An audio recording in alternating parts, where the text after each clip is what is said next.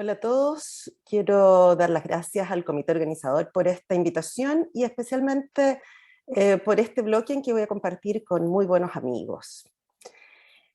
El tema solicitado, estos son mis conflictos de interés, el tema solicitado era el impacto de las hormonas en el hueso, y yo como endocrinóloga me siento especialmente orgullosa de la evolución que ha tenido toda la investigación en términos de el hueso, que fue durante mucho tiempo considerado un órgano inerte, pero hemos ido aprendiendo con el tiempo toda la interrelación que tienen las hormonas en su metabolismo, y ahí tenemos por supuesto el estradiol, la hormona paratiroidea, vitamina D o llamada ahora hormona D, los corticoides y las hormonas tiroideas, entre otras.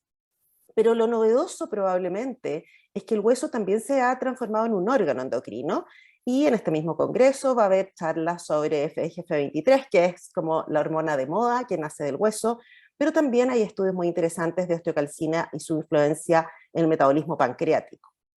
Como este es un tema extraordinariamente amplio, va a ser imposible tocarlo, y además varios de estos temas van a ser tocados en otras charlas. Así que con el acuerdo y la venia del Dr. Blumel, voy a referirme principalmente en esta charla al impacto de las hormonas sexuales en el hueso.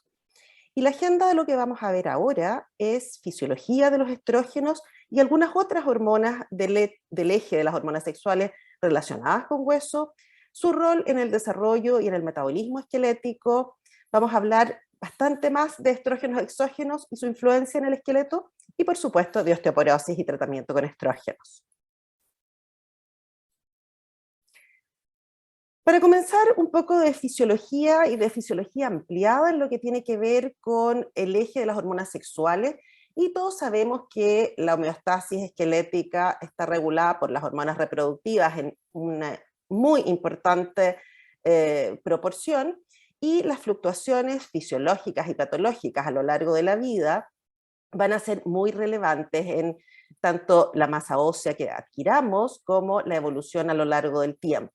Y aquí los hitos fisiológicos, por supuesto, son la pubertad y la menopausia, pero tenemos muchos otros trastornos de las hormonas sexuales que van a ser causas comunes de masa ósea baja. Dentro de estos, por supuesto, se encuentra la insuficiencia ovárica prematura y todas las implicancias, y que dentro de todo es bien relevante porque ha aumentado la prevalencia, en parte probablemente por el estrés de la población. Las amenorreas hipotalámicas cada vez también más frecuentes en las mujeres muy jóvenes y adolescentes, la hiperprolactinemia, los embarazos y las ahora de moda lactancias prolongadas, y de hecho mañana hay una charla específicamente de eso. Y en algo que me voy a referir específicamente son en los elementos de anticoncepción y hormonas y metabolismo óseo. En este esquema quiero mostrarles algunas cosas que van un poquito más allá de específicamente los estrógenos o la testosterona, y tiene que ver con nuevas evidencias que tenemos del eje de las hormonas sexuales y metabolismo óseo, partiendo por la X-peptina. Normalmente siempre se le atribuía muchos roles en la endocrinología infantil y en el desarrollo, pero cada vez más hay evidencia que influye en la diferenciación de los osteoblastos. Y en este esquema vemos que esta X-peptina va a actuar directamente sobre el hueso, además de la influencia que tiene obviamente en el gen RH y en las hormonas gonadotropas de la hipófisis. Pero con esto se ha constituido una especie de circuito neuroesquelético en que la parte cerebral hipotalámica va a influir directamente en el hueso, además de la influencia que ya tiene en las hormonas sexuales. También tenemos la GnRH, y el GnRH participa en la remodelación ósea con interacción en el sistema serotoninérgico. Estos dos elementos, que son relativamente nuevos en el conocimiento de la fisiología ósea, todavía no están totalmente dilucidados, y hay muchos modelos in vitro, modelos en células tumorales. Por lo tanto, esto va a dar que hablar probablemente en los próximos años. Siguiendo con el eje, tenemos el EH y FSH, que también no solo van a influir en la acción gonadal, testosterona y estradiol, sino que van a influir directamente en el hueso, y nos vamos a detener en unos minutos más sobre eso. Y también relativamente nuevo, pero cada vez más concreto, es la influencia directa de la prolactina en la resorción ósea. Y sabemos que las hiperprolactinemias no solo van a influir en el hueso por producir hipogonadismo, sino que hay un efecto directo de la prolactina en la activación osteoclástica, por lo tanto en la pérdida ósea directa, y eso es un elemento fisiopatológico extra cuando tenemos cualquier enfermedad que produzca hiperprolactinemia. Y por último, con menos evidencia, pero también probablemente con un rol directo, desde las gónadas activina e inhibina, podrían ser moduladores óseos de on-off de la activación del remodelamiento del ciclo osteoclasto-osteoblasto. Como ya les decía, no son solo hormonas sexuales, y lo que sí ha habido alguna moda en el último tiempo es evaluar el rol de la FSH en el hueso. Si bien son evidencias que aún pueden ser controvertidas, yo creo que es interesante conocer más de estos elementos que aportan a entender más la fisiología de condiciones normales como la menopausia, por ejemplo. Los receptores de FSH no solo existen en las gónadas, sino que también se han encontrado en el útero, en el hígado y ahora, por supuesto, también en el hueso. Y hay modelos animales bien interesantes, y dentro de los estudios que han permitido acercarse a todo esto está los modelos de ratas oferectomizadas, en que se eleva la FSH, y en estas ratas usando anticuerpos que bloquean la activación del receptor de FSH, o realizando hipofisectomías que van a inhibir la producción de FSH, la anular, logramos mejorías de la masa ósea. Por lo tanto, habría un efecto directo independiente de los otros elementos que ocurren cuando tenemos una oforectomía. Se ha visto en estos estudios y en algunos estudios in vitro que la FSH podría aumentar la osteoclastogénesis. Por lo tanto, la FSH en sí, en forma directa, podría estimular la pérdida ósea en la perimenopausia. Y esto, que es difícil de separar en modelos humanos o de animales mayores, tiene alguna evidencia en estudios grandes con mujeres jóvenes que tienen hipogonadismos hipergonadotrópicos versus las que tienen hipogonadismos hipogonadotrópicos. En este grupo de mujeres jóvenes hipogonádicas, las hipergonadotrópicas, o sea, con FSH alta por causa gonadal, mostraron una mayor reducción en la masa ósea que en las mujeres que tenían hipogonadismo central. Por lo tanto, podría haber un efecto deleterio directamente relacionado con la FSH. Y en el modelo más fisiológico, en la perimenopausia, también se ha visto que mujeres en etapas perimenopáusicas aún con estrógeno, los niveles más altos de FSH, podrían estimular marcadores de remodelación ósea, y se evidencia a través de marcadores de remodelación ósea que tienden a la pérdida, o sea, CTX o NTX. Por lo tanto, esa FSH más alta estaría activando más importantemente la pérdida ósea que en mujeres que tienen la misma estrogenemia con FSH más baja. Ahora, lo más conocido es la regulación de la activación osteoclástica por parte de los estrógenos. Y aquí están los modelos más clásicos, y vemos que los estrógenos, ya sabemos esto, producen una supresión del RAN ligando en las células de revestimiento, y esta es una de las acciones más importantes del estradiol y el estrógeno en general sobre el metabolismo óseo, y es impedir que el RAN ligando vaya a actuar sobre los osteoclastos y los preosteoclastos, produciendo una activación de ellos y una consecuente pérdida ósea. Y también los estrógenos, por un mecanismo que no está totalmente aclarado, estimulan la producción en estas mismas células de osteoprotegerina, que van a ir a atrapar el RAN ligando soluble, pero también pueden inhibir la activación desde el RAN ligando ligado a las células de revestimiento o de los osteoblastos. Así que esta es la labor más concreta.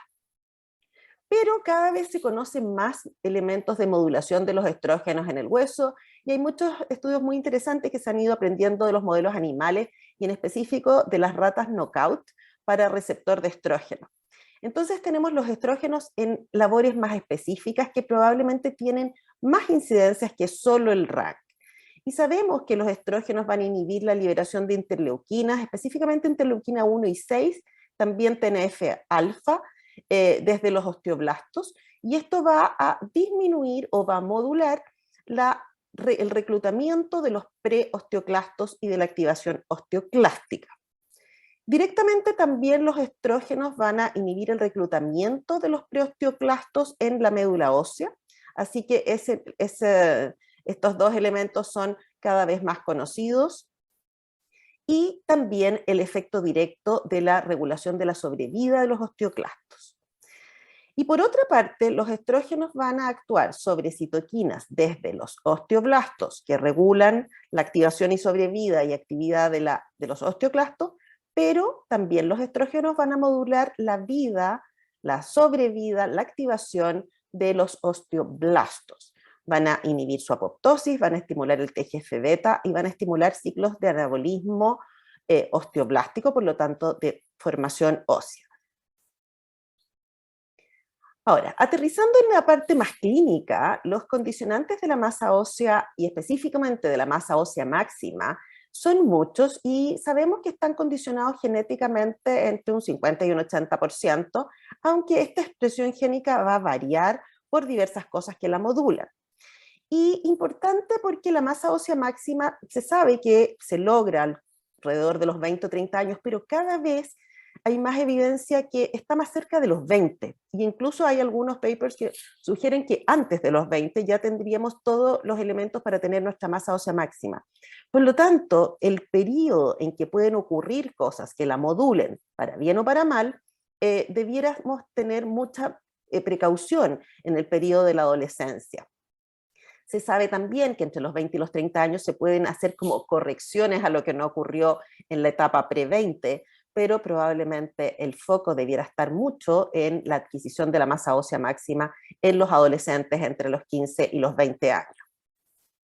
Entonces, estos condicionantes que van a modular la genética son siempre, por supuesto, hormonas. Y aquí en los más chicos, hormonas de crecimiento, en los niños y en los adolescentes más chicos, GH y GF1, por supuesto.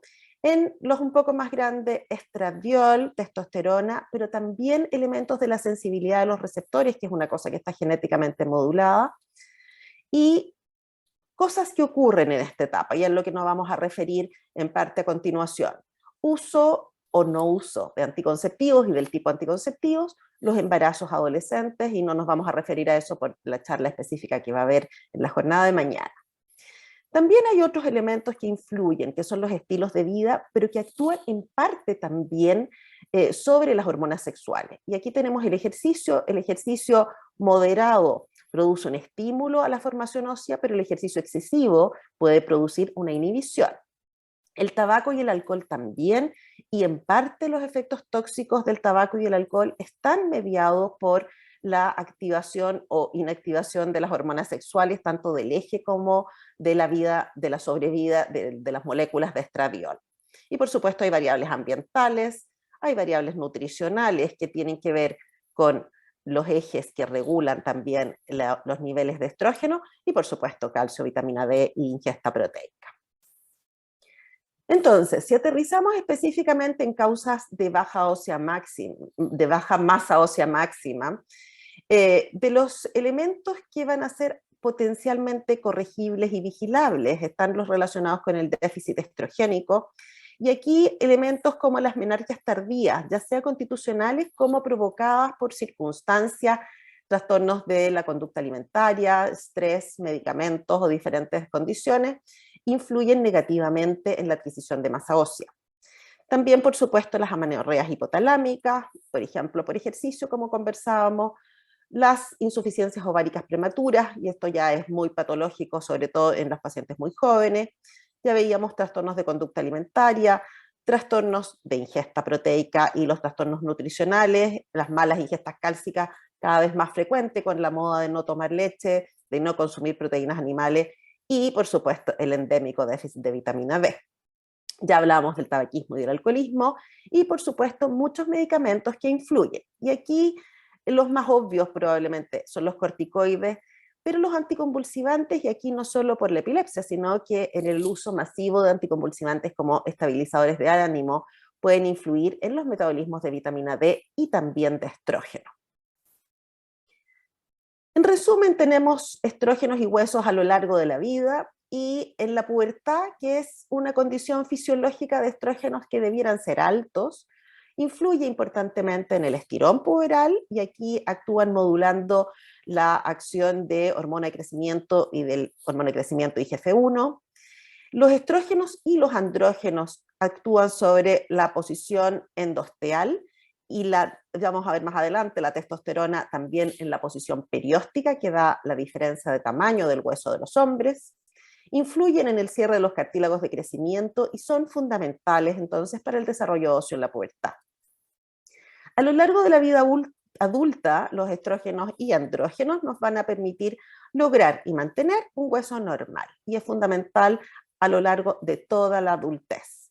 Van a mantener una inhibición osteoclástica para evitar la pérdida ósea acelerada y van a promover la diferenciación y la inhibición de la apoptosis de los osteoblastos, que permite tener un recambio óseo correcto y una reparación de microdaños a lo largo de la vida. Y después llegamos al envejecimiento, y aquí la declinación androgénica y estrogénica parte en las mujeres después de los 40, 45 años, en los hombres un poco más tarde, pero van a empezar a producir un remodelamiento óseo acelerado que termina siempre en la pérdida de masa ósea con un balance negativo, con un deterioro de la microarquitectura, importantemente en las mujeres sobre todo, y por supuesto entonces en un aumento del riesgo de fractura.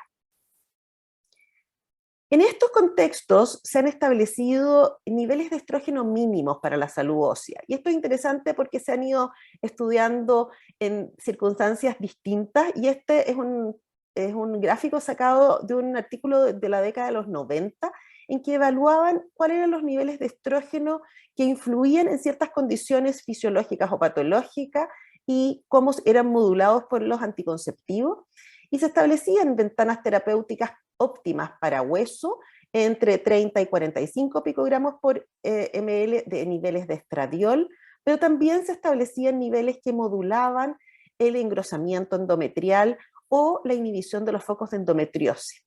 Entonces, en base a esos trabajos, hay algunos estudios que han ido prolongando esa evidencia y demuestran que niveles sobre 30 picogramos son suficientes para prevenir la pérdida ósea. Y después, en menopausia, también hay niveles mínimos. Y se ha visto que en estas mujeres posmenopáusicas, estradiol sobre 5 picogramos tenían densidades óseas significativamente mayores que las que tenían por debajo de eso. Y esto tiene importancia en el uso de terapia estrogénica con dosis bien bajas, o también en la estrogenemia que mantienen las mujeres obesas por conversión en el tejido adiposo y aromatización periférica. En un trabajo muy interesante del estudio de las fracturas osteoporóticas publicado por Stephen Cummings, muestra que niveles endógenos mayores de 5 picogramos tienen un riesgo de fractura 50-70% menor a nivel de columna y caderas en una corte prospectiva. Por lo tanto, estas estrogenemias bajitas igual parecen tener un rol protector. Un par de comentarios específicamente referidos a estrógenos y andrógenos en los hombres. Los estrógenos derivados de la aromatización de la testosterona son importantes en la masa ósea masculina, y se sabe, y aquí hay modelos que se establecieron a fines de los 80 y principios de los 90, cuando se descubrieron hombres con mutaciones del receptor de estrógeno en que tenían androgenización correcta, pero tenían osteoporosis. Por lo tanto, y ahí se encontró la razón por que era que no había sensibilidad al estrógeno en el hueso, y eso mostró que parte de la salud ósea de los hombres depende de estradiol y de la activación del receptor de estradiol. Actúan especialmente en los osteoclastos a nivel del hueso trabecular, y esa es probablemente la máxima acción de los estrógenos en el hueso masculino. En los huesos corticales también aumentan la posición de la parte endocortical, y eso producen los estrógenos activación osteoblástica directa en esa zona, pero en los hombres la testosterona actúa mucho en la posición de la parte externa periosteal del hueso, y hace que los hombres tengan huesos con corticales más anchas y que sean huesos de diámetro mayor. Los andrógenos actúan directamente estimulando la proliferación osteoblástica y disminuyendo la apoptosis de los osteoblastos, pero se sabe que la protección ósea en los hombres está principalmente dada por estrógeno. Para aterrizar ahora en algunos aspectos muy prácticos, de lo que vamos a ver, quiero mostrarles alguna evidencia de anticoncepción y hueso. Y quiero partir con este estudio, que es un estudio antiguo, una revisión Cochrane del año 2014, en que pretendían evaluar el efecto en fracturas de las anticoncepciones hormonales. Y a pesar de que el título era bastante ambicioso, la conclusión fue que no existe ninguna evidencia en ese momento que dijera que los anticonceptivos tenían algún riesgo de fractura o que podían ser protectores. Pero desde este trabajo empezó a aparecer bastante evidencia sobre los efectos de la anticoncepción combinada y de la anticoncepción de pura progestina. Y de aquí se sacaron algunas conclusiones, y que eran que la anticoncepción combinada no afectaba negativamente la densidad ósea en mujeres adultas, que las progestinas solas sí podían hacerlo, y de aquí se mostró bastante evidencia sobre el acetato de medroxiprogesterona de depósito, que se usó durante mucho tiempo como anticoncepción, y producía una pérdida ósea que era, entre comillas, reversible. Si después uno, en una mujer joven, dejaba un tiempo prudente, probablemente la pérdida ocurrida durante el periodo de uso era reversible, pero motivó que la FDA pusiera una especie de alerta en la venta de la medroxiprogesterona de depósito sobre el riesgo óseo. Y después han aparecido algunas evidencias sobre posibles roles a nivel del receptor de glucocorticoides de esta molécula que podría incidir negativamente en el hueso y ser propio de esta molécula y no solo de la anticoncepción con progestina pura. Pero tenemos que ponerle como una alerta para evitarlo en los adolescentes, que podría tener mayor impacto, en los pacientes inmovilizadas, en el uso muy prolongado o en las pacientes perimenopáusicas. Y aquí también se esbozó que podían existir algunos datos equívocos con los implantes de etonogestrel que están muy de moda y en boga en los adolescentes. Entonces tenemos que anticoncepción en adolescencia específicamente y salud ósea, yo creo que es un tema que hay que poner sobre la mesa y van a depender de distintos factores. Uno, la etapa del desarrollo óseo en que se usen, de la edad del inicio, de la dosis de estrógeno o de la ausencia de estrógeno. Y este es un gráfico de una publicación que muestra en la línea de arriba más gruesa, más continua, adolescentes que tenían que no habían usado y la ganancia de hueso que ocurre en el mismo periodo comparado con las que habían usado dosis menores de 30 y dosis mayores de 30. Por lo tanto, aparentemente existía una mínima disminución de la ganancia de hueso en estas mujeres jóvenes que habían usado anticoncepción con estrógeno en el periodo sensible. Este trabajo es bien interesante y está tomado de la corte prospectiva del estudio canadiense de seguimiento de mujeres en hueso, que es una corte del KMOS que hemos probablemente todos escuchado porque hay evidencia de muy buena calidad de este seguimiento de esta corte, pero hay que ponerle ojo que es una corte relativamente chica para este grupo. Son adolescentes entre 16 y 19, comparado con mujeres de 20 a 24 años. Y se compara en las que habían usado o no anticonceptivos con estrógeno durante este periodo, durante un periodo de 2 años. Y vemos que a nivel de columna, cuello femoral y cadera total, el grupo de las más jovencitas adolescentes entre 16 y 19 tenían una discreta pérdida ósea en todos los sitios cuando estaban con anticonceptivos comparado con las que no, a lo largo del seguimiento. Y al compararlas con el grupo de 20 a 24 años, vemos que en este grupo, en el mismo tipo de seguimiento y con las mismas pastillas anticonceptivas, en las de mayores de 20 años no había influencia en la densidad ósea. Por lo tanto, adolescentes chicas tienen probablemente un riesgo. Por último, anticoncepción sin estrógeno, y esta es una revisión reciente muy buena en que estableció criterios de salud ósea en anticonceptivos sin estrógeno. Y en este trabajo muestran algo que es bien interesante de ver, que son los niveles de estradiol que uno logra, que uno mantiene en estas pacientes. Y fíjense que con Dienogest se alcanzan niveles de 37, con levonorgestrel se mantienen niveles bastante altos de estradiol, lo mismo con etonogestrel. Drosperinona y Dienogest también mantienen niveles relativamente altos de estradiol. Y la medroxiprogesterona acetato, de la que ya habíamos hablado, es la que tiene los niveles más bajos de estrogenemia durante su uso. Por lo tanto, se concluye en esta revisión, que es bastante reciente, que el uso de anticonceptivos de progestinas pura, que mantienen niveles de estradiol por sobre 30, no parecen conducir a una pérdida ósea acelerada, y esto yo creo que habría que ponerle un extra de decir que en adolescentes menores de 20 probablemente podría ser discutible. Hay que considerar que las progestinas pueden tener una acción androgénica y las 19 norderivadas podrían tener una acción androgénica que proteja la parte ósea, así que es a considerar si uno debiera elegir progestinas puras de la línea C19. Y un último artículo, que es una revisión que apareció en 2019 en el Clinical Endocrinology, perdón, un metaanálisis, y este metaanálisis es bien interesante, sobre todo porque tiene una conclusión bastante dramática, y lo que muestra es que en adolescentes, al cabo de 12 meses o al cabo de 24 meses, uno tiene un incremento de densidad ósea más bajo. Por lo tanto, la conclusión es que dado el uso masivo de adolescentes con anticonceptivos, y estos son anticonceptivos combinados, podría llevarnos a un potencial problema de salud pública futuro, porque estas adolescentes no van a tener la masa ósea máxima genéticamente determinados, por lo tanto, un posible mayor riesgo de osteoporosis en su adultez y envejecimiento. Y, por supuesto, se necesitan mejores estudios para tener datos más concretos.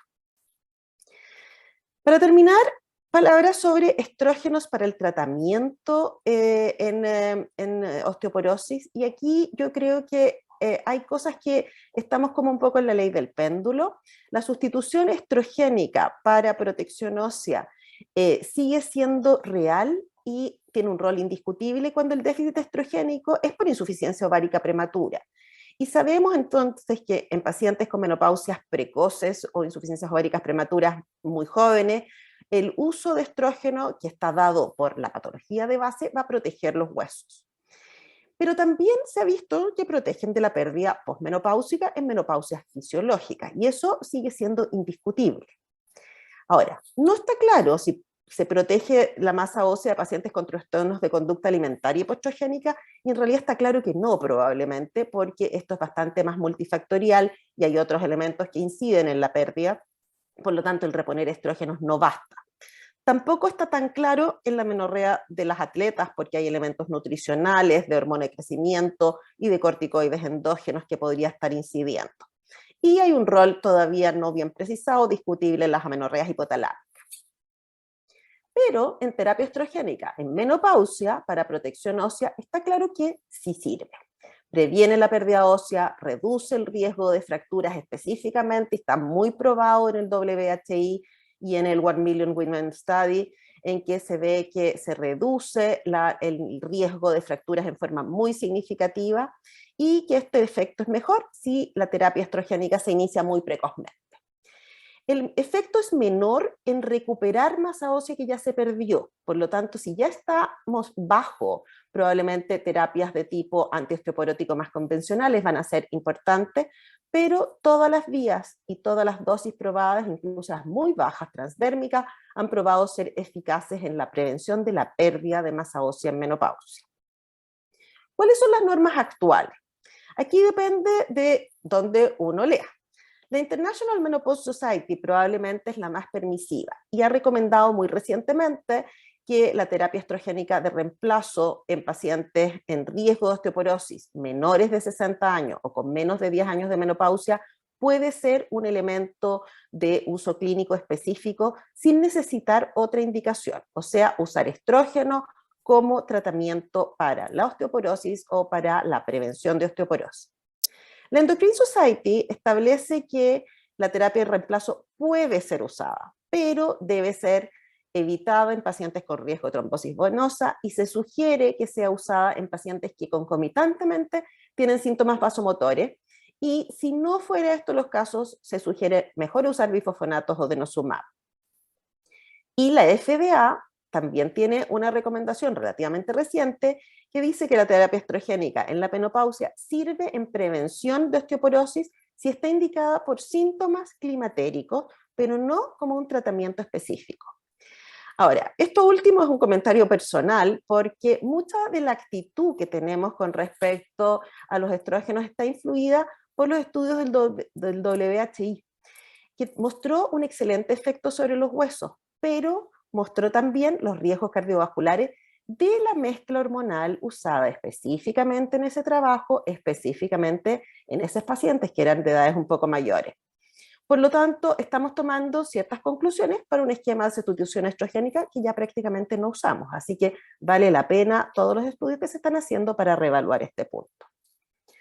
Como mensaje final, quiero dejarles esto, y yo creo que a nadie le cabe duda que la salud ósea es dependiente de estrógenos en todas las etapas de la vida, en hombres y en mujeres. Diversas condiciones disminuyen la estrogenemia poniendo en riesgo la salud ósea y específicamente tenemos que tener una alerta en adolescentes y en mujeres jóvenes por la no adquisición o por las pérdidas más tempranas. En la insuficiencia ovárica prematura, la correcta sustitución hormonal es muy relevante para la salud ósea y para la salud global. La terapia hormonal de reemplazo en menopausia es efectiva previniendo la pérdida ósea y disminuyendo el riesgo de fractura, incluyendo dosis bajas que pueden minimizar los efectos adversos de los estrógenos. Y todavía existen controversias si el uso de estrógeno puede ser indicado como específico o como único fin de ser una terapia antiosteoporótica en el periodo posmenopáusico. Con esto les agradezco la atención y les dejo mi mail y abierta a sus preguntas. Muchas gracias.